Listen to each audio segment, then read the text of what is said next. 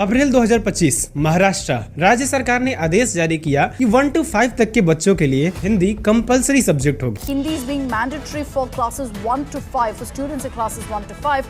MNS has objected to the same. बस इसी फैसले ने महाराष्ट्र में आग लगा दी। सड़कों पर प्रदर्शन, सोशल मीडिया पे आउटरीच और विधानसभा में भी हंगामा देखने को मिलने लगा। पूरे राज्य में भाषा को लेकर के एक जंग छिड़ गई। क्या ये सच में भाषा की चिंता है या फिर अपनी राजनीति चमकाने का एक नया जरिया? चलिए थोड़ा पीछे चलते हैं। 6 फरवरी 1956 भारत में शुरू होता है संयुक्त महाराष्ट्र आंदोलन। मुंबई से संयुक्त महाराष्ट्र।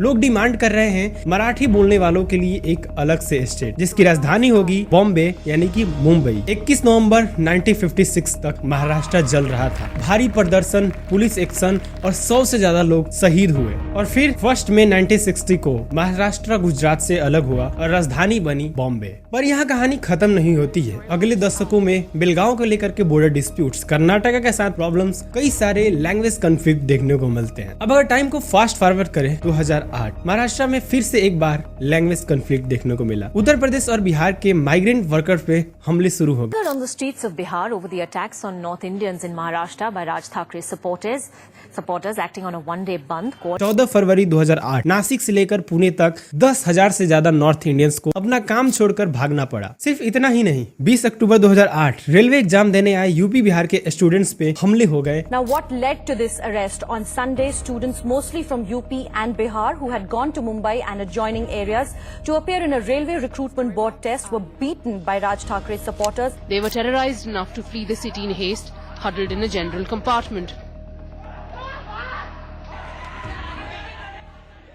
सवाल उठता है कि क्या ये सिर्फ हिंदी वर्सेस मराठी का मामला है या फिर अपनी पॉलिटिक्स चमकाने का एक नया तरीका, पॉलिटिकल स्टंट बन चुका है। हमेशा से आउटसाइडर्स के खिलाफ दंगे भड़काओ, उन्हें मारो पीटो और वोट बैंक की राजनीति करो, मराठी को बीच में रख करके कि हम तो प्रोटेक्ट कर रहे हैं मराठी हमारी मातृभाषा करके। और ताजुब की बात यह है कि आरजेडी और कांग्रेस जैसी पार्टियां जो बिहार में आकर के ये लोग कहते हैं कि बीजेपी ने हमेशा से प्रॉब्लम क्रिएट करी, बिहार को बदहाल कर दिया, जंगल राज वापस आ गया, कई सारे यहाँ पे एलिगेशंस लगाते हैं। वही लोग बिहार के बारे में जो चिंता यहाँ पे जताते हैं, बिहार में आकर के वोट मांगते हैं, वही सेम लोग महाराष्ट्र में उन्हीं अलायंस में हैं जो पार्टियां लोगों को मजदूर बिहारी कह के वहां से भगा रही हैं, वहां पे मार रही हैं, लैंग्वेज कन्फ्लिक्ट देखने को मिल रहा है। वहां पे ये लोग बिल्कुल भी आवाज नहीं उठा रहे हैं। और सेम यही लोग बिहार में आकर के बिहारियों पे बड़ी ही चिंता जताते हैं कि अरे भाई बिहारियों को तो बदहाल स्थिति कर दिया भाजपा ने। अरे भाई तुमने क्या किया? तुमने कौन सा एक आवाज उठा दिया वहाँ पे अपनी अलायंस में कि नहीं बिहार के लोगों के साथ ऐसा तो नहीं करना चाहिए।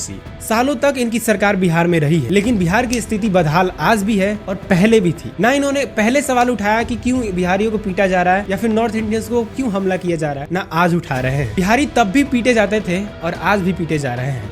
भाषा के नाम पे राजनीति के लिए आम आदमी को कुर्बान किया जा रहा है। पर सच ये है कि यहाँ पे भाषा के बारे में कोई चिंता नहीं है किसी को। अपनी पॉलिटिकल गेम यहाँ पे खेला जा रहा है जिसमें नुकसान सिर्फ आम लोगों का हो रहा है। अब सोचने वाली बात ये है कि हमेशा से नॉर्थ इंडियंस के साथ ये प्रॉब्लम हुई है। जैसे कि हिस्टोरिकल डेटा भी मैंने आपको दिखाया है कि कैसे महाराष्ट्र में प्रॉब्लम्स हुए थे उस टाइम पे बिहारियों के साथ, यूपी के लोगों के साथ। आज भी वैसे ही सेम सिचुएशन हो रहा है। तो क्या होगा अगर नॉर्थ इंडियंस महाराष्ट्र छोड़ दे? अगर ऐसा हो जाता है तो महाराष्ट्र, जिसे फाइनेंशियल कैपिटल कहते हैं, उसके सर से ताज हट जाएगा फाइनेंशियल कैपिटल कहे जाने के। क्योंकि मुंबई, जिसे हम सपनों का शहर कहते हैं, जहाँ से सेंसेक्स चलता है, पैसा घूमता है, फिल्म बनती है, वही मुंबई चलती है लाखों माइग्रेंट वर्कर के दम पर, जिसमें सबसे बड़ा योगदान है यूपी और बिहार से आए लोगों का। चाहे वो चावल हो या चवन्नी, हाई राइज हो या हाईवे, जो हाथ इन्हें बनाते हैं उनमें से ज्यादा यूपी बिहार के लोग होते हैं। पोर्ट पर काम करने वाला मजदूर, कंस्ट्रक्शन का राज मिस्त्री, होटल का वेटर, कैब का driver, courier boy, security guard, milk delivery वाले, ये सब नॉन मराठी हैं, जिसकी वजह से महाराष्ट्र की इकोनॉमी सर्कुलेट करती है। अगर ये लोग एक दिन के लिए भी अपना काम बंद कर दे तो मुंबई की गलियों में चक्का जाम हो जाएगा। भाषा पे गर्व करना ठीक है, लेकिन गर्व तभी टिकता है जब शहर चलता है, और शहर चलाने वाले आते हैं